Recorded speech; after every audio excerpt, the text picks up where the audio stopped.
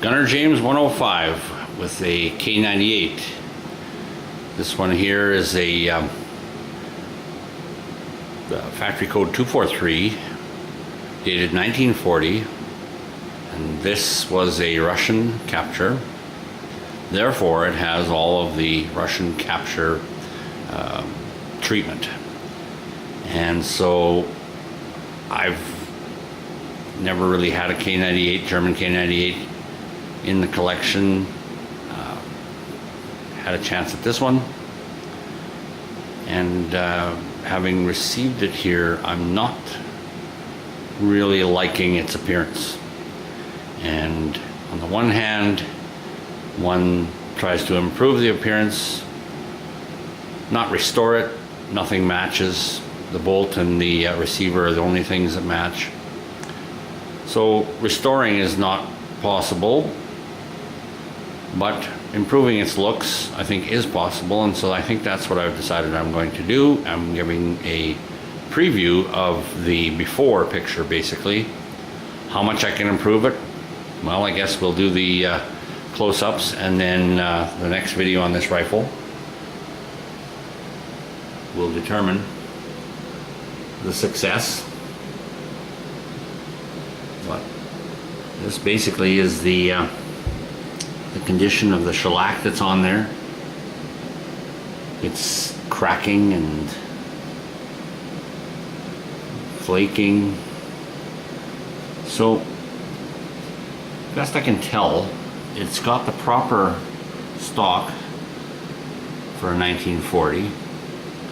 The various points as in there, and then the discs, the takedown for the bolt, those discs, they were painted black. That was one of the things I did kind of right away, was get some acetone and return that to its natural, or the white color, I guess.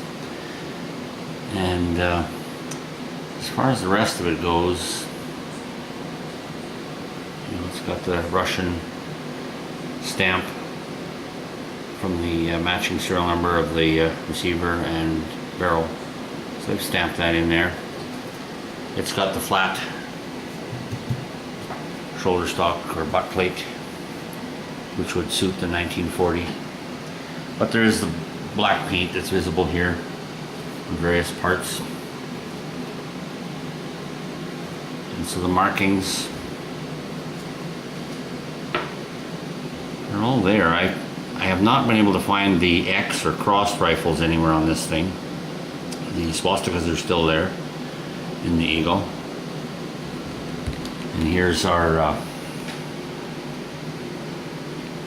date and the factory code. And there's that, the proof marks there. Those are all the original. But here it almost looks like the numbers. No, it's a triangle, sorry, and then kind of a big punch mark in there. This side has proof marks. I believe there's possibly a few more. You can see the color of that extractor. That I'm understanding is the proper color for this one. But you can see the dings and dents, and here we've got a bit of a, get the light better, but there was a stock repair done.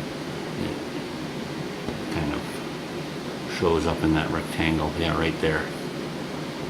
So we'll see how that comes out.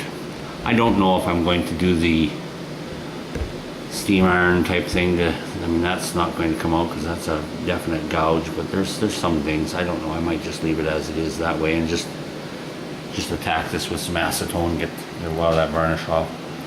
In this area here, I just tried a spot, and you can see I've exposed some markings, and the wood, more of the natural color of the wood. So if anything, get the shellac off and put some of that double boiled linseed oil on there. I think I was trying, oh yes, there was, normally they don't have the capture screws, whereas this one, there's your electro penciled serial numbers put in there. Same again here, but the capture screws I captured from another Mauser.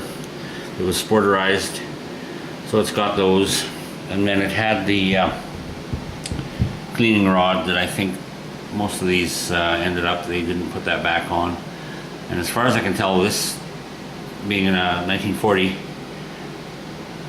I'm not sure that this would have ever had a sight hood on it. There's no groove that sight hood would snap into, if that's the way they from what I can tell, there would be a groove there, but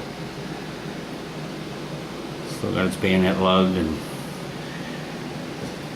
everything looks to be like a milled pieces inside, etc. So that's nice too, having the milled parts as opposed to stamped.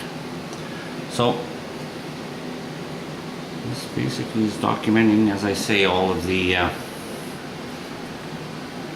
before, and I don't know if you can see them there, but there's those eagles that I'd like to be able to hopefully bring out clearer. So for now, till we get this looking a little better, I'll carry on and get back with a updated video. So for now, thanks for watching.